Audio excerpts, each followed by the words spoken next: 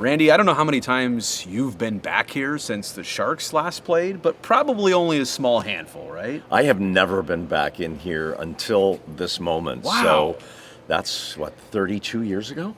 All those years? Yeah. And you've been around the Bay Area, just haven't come back here. Have not had occasion to enter the Cow Palace since then. So I had expectations of what I thought it might be like. And I almost feel like it looks better in here now than it did back then. It's taken good care of itself. Isn't it amazing to think that Sharks hockey wasn't even born in San Jose? Because that's all most fans know right now. I think most may not even know that the Sharks played here. It's just a long time ago. But this was actually the birthplace of a team, and from the Chomp, from Sharky being born here, so many things actually started here that I don't think people can even grasp or are aware of right now. What do you remember from those earliest of days? Well, for me, it was the excitement of being able to be involved in doing play-by-play for an NHL team, because this was my first opportunity to do that. Wow. I had worked for the LA Kings the prior 2 years as a pre-game intermission host, similar to nobody likes that job. That's a meaningless job. Much tougher job.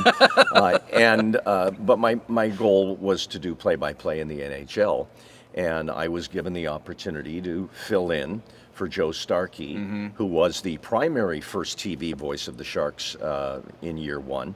I had been around the NHL with the LA Kings prior to that, so I'd been in all the other arenas.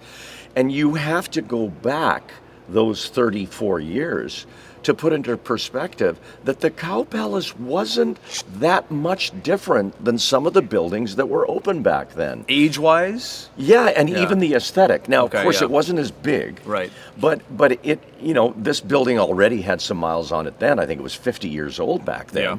But we were going to the Checker Dome in St. Louis. We were playing in the old Chicago Stadium, which was built in the late 20s or early 30s. We were playing in the old Boston Garden, and so on and so on. Of course, these buildings now are long gone. Right. But back in the day, when the Sharks first came into the NHL, those buildings were still being used. Yeah. So the Cow Palace, while it was smaller, didn't aesthetically feel tremendously different than some of those old buildings. So it wasn't like we walked in that first time and went, oh boy, this is a disaster. How can we play here? It wasn't that much different. Was this the best place to play those first 2 years? Because this area was awarded a team, but there was no San Jose arena yet. I guess the team could have played in Oakland. Right. But this was the choice. Was this the right choice over those years? Was this kind of the perfect launching pad for those 2 years? I think so. What other option was there, really? Yeah, the other option was the Right. Oakland Coliseum. Right. And in the run-up to the Sharks coming into the NHL, the Oakland Coliseum hosted NHL preseason games. Right. That was a regular occurrence. And they weren't all, I don't think they were all preseason. Yeah. There might even been some regular season games. I could be wrong about that. But to your question, I think now with, hindsight, this was a good spot because it carved a little niche for the NHL into a place that hadn't had hockey for a long time. And this building had pro hockey before in the Western League, but not NHL hockey. So it kind of set the team aside from the East Bay, because it was going to be a South Bay team eventually, and it connected it a little bit to, whatever you want to call the celebrity of San Francisco being what it was in those days in pro sports, because the 49ers were in this area. Joe Montana came to the first Sharks game here. Right. We have that clip. The Giants played nearby, not too far away at Candlestick. So the hub of the Bay Area sports scene, of course, Oakland had some of it, but the rest of it was San Francisco based. So I think it was a good choice. It connected the hockey team, as you said, to Montana and Jennifer, his wife, sitting in the stands here and down on the floor, and it gave some celebrity to the hockey team right off the bat before they ever got to San Jose. Since you've now come back here, what are the places of this building that if you close your eyes, you can still remember what it looks like? Or what are the places of this building that stand out most to you that maybe we'll go visit when we do this little walking tour? Well, my memories were the primitive nature of the broadcast location. Okay. I was not at the first ever Sharks Is it game. up there, or was it back over there? I think it's on the other side. Okay. But I did not do the Sharks' first game, which was in Vancouver. Right. But the first home game was against Vancouver. Mm-hmm. And I was brought in to do color with Dan Ruzanowski on radio because the telecast was set. Joe Starkey, probably with Dennis Hull, was doing the home opener. And I got to do radio color with Dan. And I remember that part of it was like, wow, these are really primitive, facilities to do an NHL broadcast. That about this building does stick out to me. What I also remember was what an event that night was, because it was the first night of the team playing at home. And if my memory is correct, Hockey Night in Canada was here to do that game.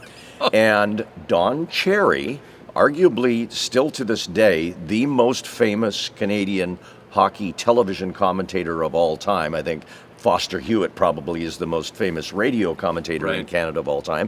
But Don Cherry would be number one on TV, even though he's retired now. And he was here as part of the Hockey Night in Canada coverage with Ron McLean. Yeah. And those two were partners for many, many years on Hockey Night in Canada. And to actually see them standing, doing their stand-up on Hockey Night in Canada here is an image that is seared in my memory from back in those days. My other memories, the biggest ones, and remember, I didn't do that many games here because Joe Starkey was the primary announcer. Most of my work was on the road. When Joe had 49ers and Cal conflicts, I would pick up the road games, about 15 a year. So I didn't do that many games here. But my other prominent memories were of a great game here that ended up in a tie. Back in those days, there wasn't overtime, but no tie, no shootout beyond that.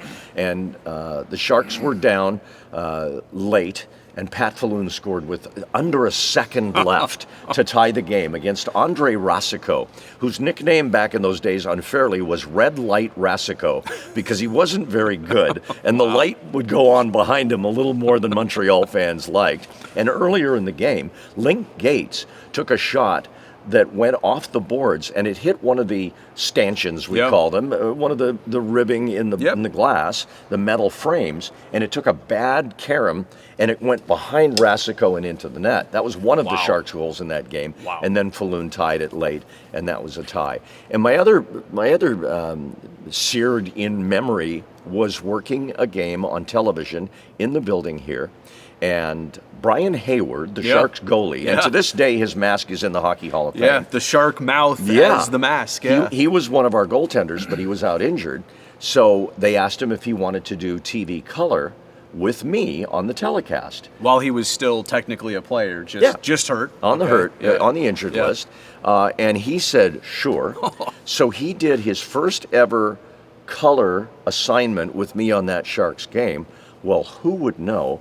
But he has gone on from day one to be the only color commentator the Anaheim Ducks have ever had, and he's had a life's work career of over 30 years now, being an excellent color commentator on TV, and I did that first game with him. So amazing. Those are the memories of this place that stick out most for me.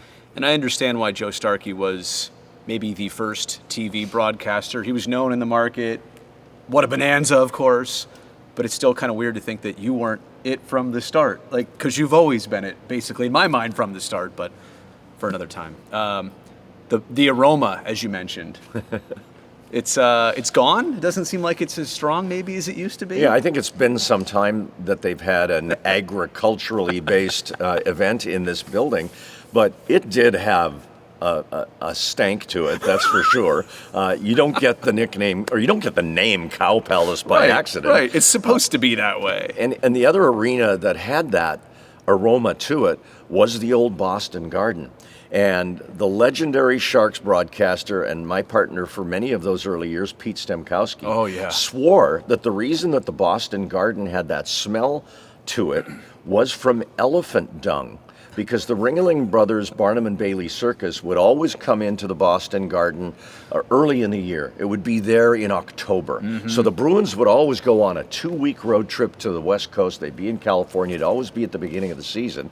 And once that was done, then the Bruins would start playing at home. And the elephant aroma from what Stemmer claims were their droppings remained. It was embedded in that building. And I swear, 12 months a year, you'd walk into that building and it would have that smell. And I think the Cow Palace back in those days had that too. But it's beautiful. It's glorious right now. I don't think the Sharks are ever coming back here to play a game, Randy, but I'm glad you came back with us today. Thanks for doing this. Thanks, Brody.